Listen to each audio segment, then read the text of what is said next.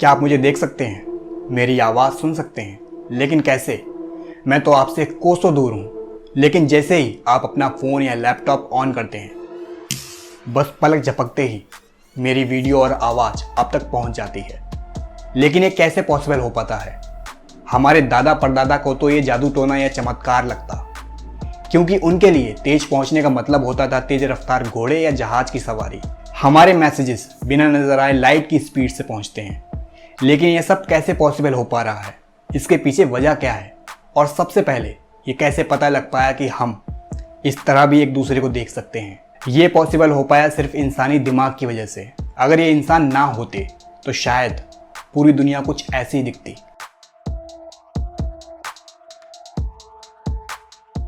और हमें पता ही नहीं चल पाता कि हमारे आसपास नजर ना आने वाले खरबों गुलाम हमारे बस एक इशारे का इंतजार कर रहे हैं, यानी इलेक्ट्रॉन्स। नमस्कार दोस्तों, मेरा नाम है ऋषभ और स्वागत है आपका द इंटेंस सीक्रेट में। आज इस वीडियो में हम जानेंगे कि कैसे नजर ना आने वाली एनर्जीज को कुछ चुनिंदा जीनियस ने इसे बदल दिया टेक्नोलॉजी में। न्यूटन ने सूर्य के चारों ओर घूमने वाले प्लैनेट्स की स्पीड का फॉर्मूला निकाला था, और साथ ही वो ये भी जानना चाहते थे कि इन प्लैनेट्स को बिना छुए सन किस तरह उन्हें चलाता है। सेबों को कैसे पता होता है कि कैसे गिरना है। और इसी तरह एक और जीनियस आइंस्टाइन एक और पहेली से परेशान थे कि कंपास को कितना भी घुमाओ उसकी सुइयां अपनी दिशा कभी नहीं बदलती, लेकिन सिर्फ एक मैग्नेट की वजह से सुई अपनी दिशा बदल देती है। आखिर कैसे? उसने तो कंपास को छुआ तक नहीं। इन दोनों के ही दौर के बीच में एक और जीनियस पैदा हुआ था जिसने इन सभी सवालों को सुलझा दिया, जिसमें न्यूटन परेशान थे और उसी के बदौलत आइंस्टाइन इतना आगे जा पाए। सन 1791 में लंदन की एक गंदी सी झुग्गी में माइकल फैराडे का जन्म हुआ था। और मैं आपको बता दूं, वो पढ़ाई में बिल्कुल भी अच्छे नहीं थे। 13 साल की उम्र में वो किताबें बैंड करने वाले कारखाने में काम करने लगे।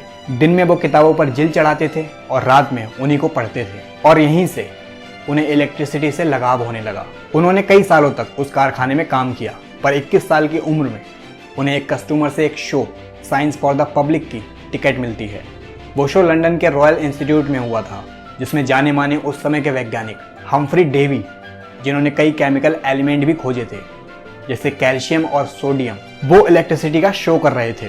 सभी उनके शो को देखकर चकित थे। लेकिन फैराडे ने डेवी के एक एक भाषण का शब्द लिखकर बुक बैंड करके डेवी के घर जाकर तोहफे के रूप में देते हैं, इस उम्मीद में कि शायद डेवी को पसंद आए। तभी डेवी की आंखों में एक एक्सपेरिमेंट से चोट आ जाती है, तो उन्होंने फैराडे को काम पर रख लिया और फैराडे भी इसी मौके की तलाश में थे। और जल्द ही फैराडे ने डेवी का सारा काम संभाल लिया। फिर एक दिन हम्फ्री डेवी और केमिस्ट विलियम वॉलस्टोन एक एक्सपेरिमेंट कर रहे थे, जिसमें वो इलेक्ट्रिसिटी से एक सुई को दूर जाते देख रहे थे, लेकिन वजह पता नहीं लगा पा रहे थे। असल में उस दौर में सभी इलेक्ट्रिसिटी को मनोरंजन के लिए ही इस्तेमाल करते थे, पर फैराडे दूर खड़े ये सब देख रहे थे और उन्होंने इस पर मेहनत करके इलेक्ट्रिसिटी से चलने वाली एक मोटर बनाई, और ये दुनिया की पहली इलेक्ट्रिक मोटर बनी, जिसने इलेक्ट्रिक करंट को लगातार चलने वाली मैकेनिकल मोशन में बदल दिया था। शायद आपको यह आज देखने में बहुत मामूली लगे, लेकिन इसी मोटर ने एक नई वैज्ञानिक क्रांति को जन्म दिया।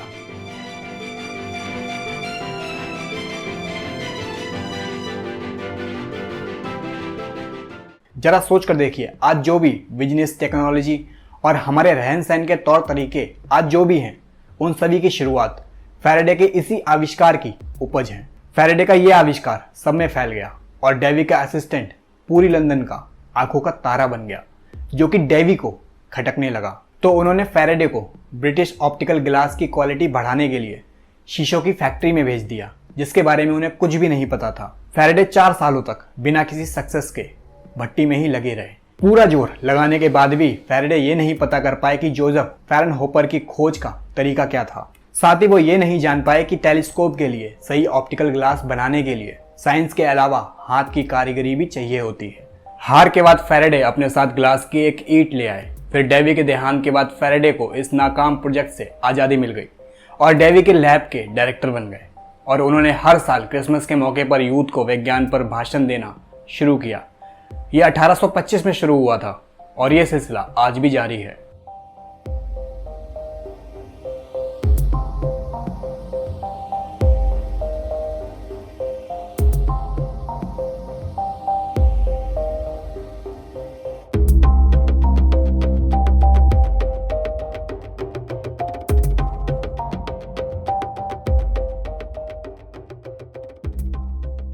उनका मानना था कि इलेक्ट्रिसिटी की नजर ना आने वाली ये ताकत कई तरह के काम कर सकती है। उन्होंने अपनी लैब में नए वैज्ञानिकों को नए सवाल देने के लिए कई एक्सपेरिमेंट्स किए, जिसमें से एक ये है। उन्होंने एक मैग्नेट की मदद से सिर्फ उसे आगे बढ़ाकर इलेक्ट्रिक करंट पैदा किया।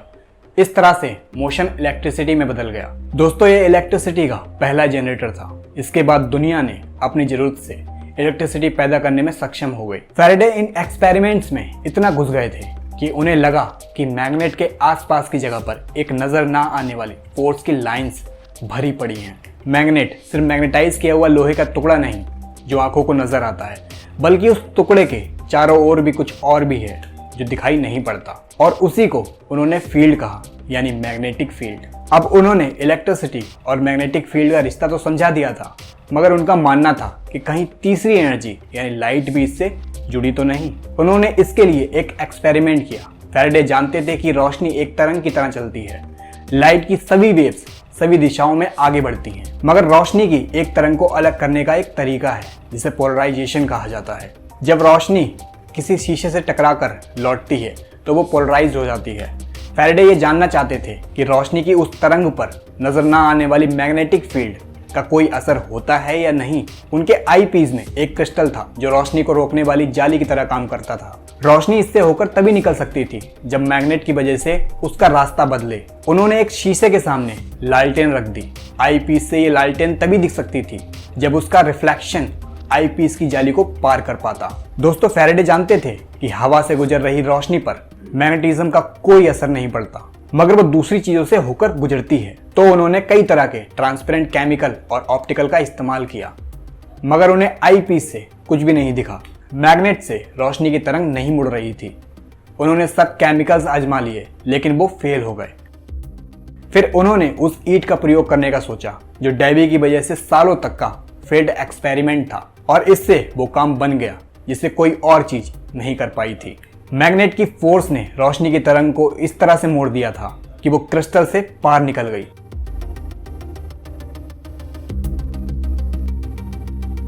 तो आप कहोगे कि इसमें कौन सी बड़ी बात है? तो फैराडे ने हमें आसपास मौजूद वो हकीकत दिखाई थी जो इससे पहले किसी ने नहीं देखी थी। ये उतनी ही बड़ी खोज थी जितनी टेलीस्कोप की मदद से पहली बार कॉस्मोस दिखा था। ये साबित करके इलेक्ट्रोमैग्नेटिक फोर्स लाइट की वेव्स को मोड़ सकती हैं। उन्होंने अपने बाद आइंस्टाइन और तमाम ऐसे फिजिसिस्ट के लिए रास्ता खोल दिया था जो यूनिवर्स की छिपी हुई ताकतों को देखना चाहते थे। दोस्तों, आपने कभी इस तरह मैग्नेट से खेला तो होगा। ये कुछ नया नहीं था। लोगों को बस यही लगता था कि एक खूबसूरत पैटर्न लोहे की वजह से बनता है, लेकिन फैराडे ये जानते थे कि इलेक्ट्रिक करंट किसी भी तार को मैग्नेट में बदल सकते हैं। इसलिए उन्हें ये उम्मीद थी कि इलेक्ट्रिसिटी से जा रहे तार के चारों ओर लोहे की छीलन डालने से सेम वही पैटर्न बनेगा जो मैग्नेट से बना था। तब फैराडे को पता चला कि ये पैटर्न सिर्फ लोहे के छीलन से नहीं बने थे, उसकी गैर मौजूदगी में भी, यानी छीलन नहीं होने पर भी इलेक्ट्रिक करंट के चारों ओर, यानी वो तार के आसपास मौजूद थे। ये पैटर्न नजर ना आने वाले फोर्स फील्ड के थे जो किसी भी मैग्नेट के चारों ओर मौजूद होते हैं। कंपास की सुइयों से लोग जो हजारों साल से हैरान थे, वो किसी दूर मैग्नेटिक पोल की वजह से ऐसा नहीं कर रही थी, बल्कि वो तो अपने चारों ओर फोर्स फील्ड को पहचान कर ऐसा कर रही थी। पृथ्वी खुद एक बहुत बड़ी मैग्नेट है और इसकी भी मैग्नेटिक फील्ड आसपास के स्पेस में पहुंच रही है। वो हर जगह पर है, यानी हमारे चारों ओर, और हमेशा मौजूद थी, पर किसी को पता नहीं चल पाया था। दोस्तों, कभी आपने सोचा कि चिड़िया कैसे अपना इतना लंबा सफर और रास्ता याद रखती हैं, वो भी बिना भटके हजारों किलोमीटर का रास्ता तय करती हैं? कैसे? शायद पहला कारण है कि वो नदियों, पहाड़ों और तारों को पहचान लेती हैं, और दूसरा, इन सभी चिड़ियाओं के शरीर में एक कंपास भी होता है। इससे उन्हें अर्थ की मैग्नेटिक फील्ड के बारे में पता चलता रहता है और उनका दिमाग उस मैग्नेटिक डेटा को उसी तरह से प्रोसेस करता है जैसे हम विजुअल डेटा को दिमाग में प्रोसेस करते हैं। इसी फील्ड से इन चिड़ियाओं को नॉर्थ और साउथ का पता चल पाता है। हजारों सालों से इंसान मैसेज भेजने के लिए कबूतरों का इस्तेमाल करते रहे हैं। सेकेंड वर्ल्ड वॉर में भी इसका खूब इस्तेमाल हुआ था। तो हम कह सकते हैं कि हम बहुत पहले से ही मैग्नेटिक फील्ड का इस्तेमाल कर रहे हैं, मगर हमें इसका पता नहीं था। अब सवाल ये आता है कि हमारी पृथ्वी पर मैग्नेटिक फील्ड है क्यों? क्योंकि जब अर्थ घूमती है तो उसकी कोर के ठोस हिस्सों के चारों ओर पिघला हुआ लावा भी घूमता है, जो इलेक्ट्रिक करंट को ले जाने वाले तार की तरह काम करता है। जैसा कि फैराडे ने बताया था कि इलेक्ट्रिक करंट से मैग्नेटिक फील्ड बनती है, और ये हमारे सबसे काम भी आती है।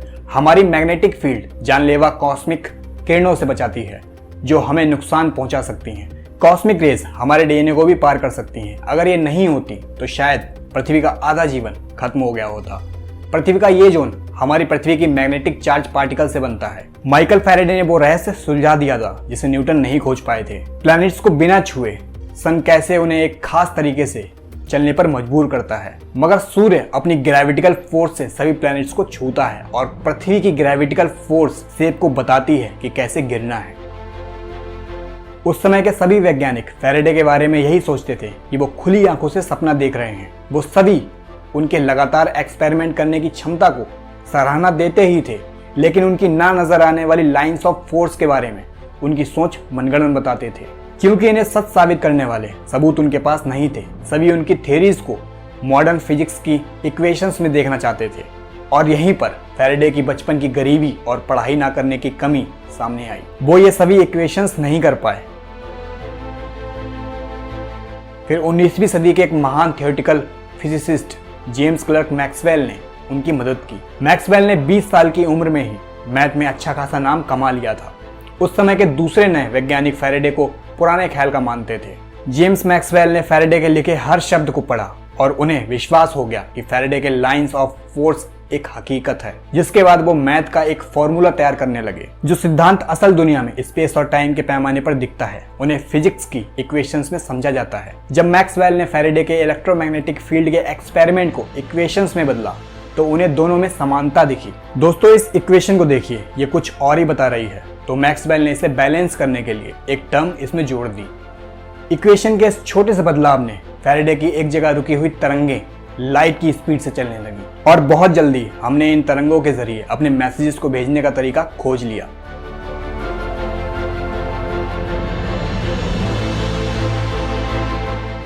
और इसी टेक्नोलॉजी ने इंसानी सभ्यता को बदल कर रख दिया और हम रोशनी की रफ्तार से जुड़ गए।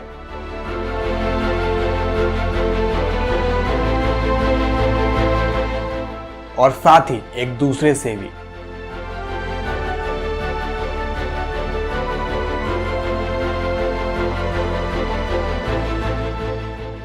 और इस यूनिवर्स से भी।